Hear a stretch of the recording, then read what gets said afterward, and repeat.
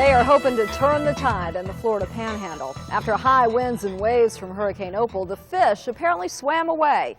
Well, now the fish are back, but the problem is the fishermen and the tourists aren't. Locals say all the negative press scared the people away, and that's doing even more damage to their economy. Bob Sheets, the former head of the National Hurricane Center, has kept his eye on the Florida Panhandle since Opal and Aaron washed ashore. Sheets, as you'll recall, was our voice of calm during Hurricane Andrew in 1992. Tonight, in an Eyewitness Extra, we get his first-person perspective on the Panhandle and those powerful storms. It's a perspective only he can provide. There goes the telephone pole. All the lines are down. That wind is really whipping now. It was a 1-2 punch that pummeled the Panhandle, from the winds of Hurricane Aaron on August the 3rd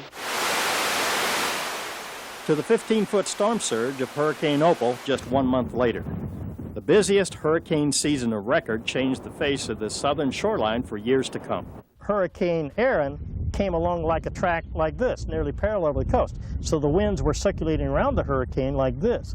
So the onshore flow was a very short period of time. Now today, as you go to Hurricane Opal with the coast like that and the hurricane moving like this, the onshore flow was like this, and it had a long time to push that water up, and it just sort of bulged up like that. The storm surge added insult to injury. In some cases, roofs, blown off by Hurricane Aaron and quickly replaced, only had the houses beneath them get washed away by Opal.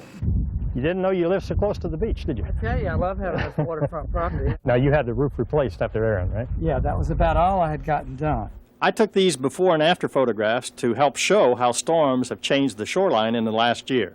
A horseshoe-shaped hotel and the homes around it crumbled to rubble. A trio of single-family homes carried away by the current.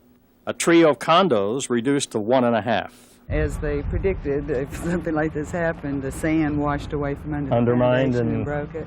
And it We're came finding down. things that came from other people's houses down underneath ours. Washed up underneath. And the piano we're still looking for. Property torn apart by the storm surge was carried clear across the bay at Navarre Beach. And what was once an exclusive neighborhood built between waters became a neighborhood divided by them. The storm surge came through this area, and this all used to be sand. Down here where I'm standing, it was about 4 to 5 feet higher than this, and there was a road that came right around through here, and then there were houses out here. And if you look at that piling over there with the plastic, the white plastic on it, the sign over there, that piling had a house on it that is now out in the bay. You see that house way out there.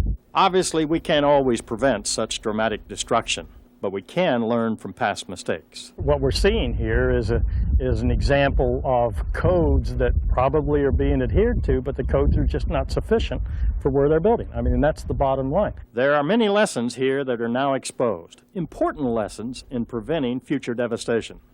In the Panhandle, Dr. Bob Sheets, Channel 10 Eyewitness News. And Dr. Sheets says there are reminders from Hurricane Andrew and examples from the recent Panhandle hurricanes that we should all be keeping in mind. He'll share those with us tomorrow night. And look.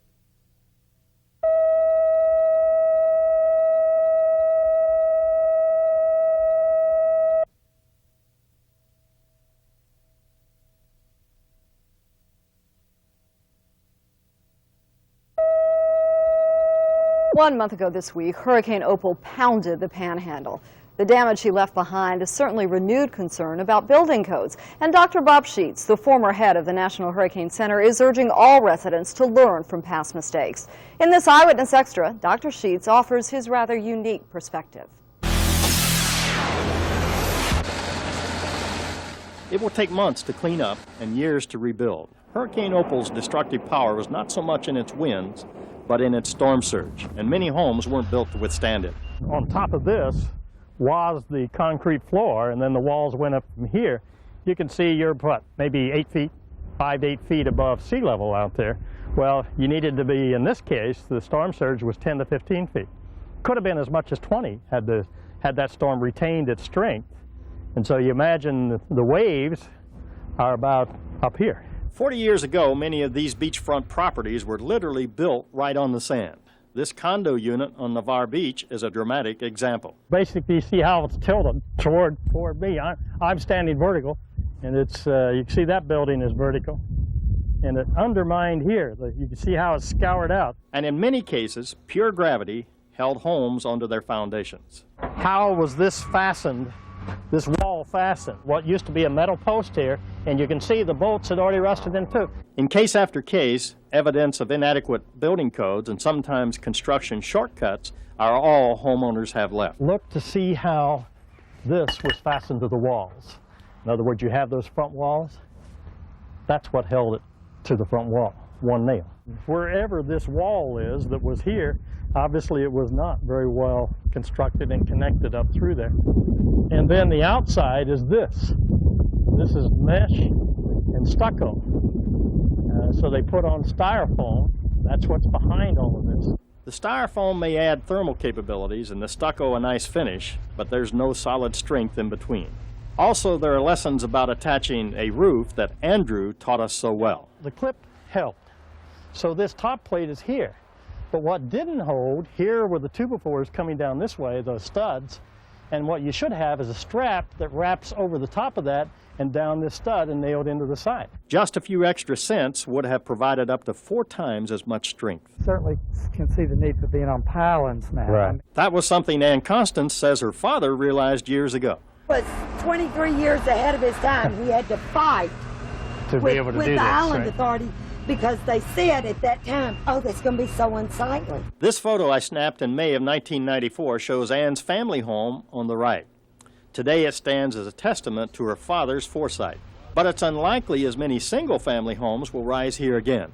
The expense of rebuilding and the cost of beachfront property mean condos probably will be built here instead. The question is, will new standards in construction replace the old? In the Panhandle, Dr. Bob Sheets, Channel 10 Eyewitness News. They're obviously learning some of the lessons that we learned in the wake of Andrew.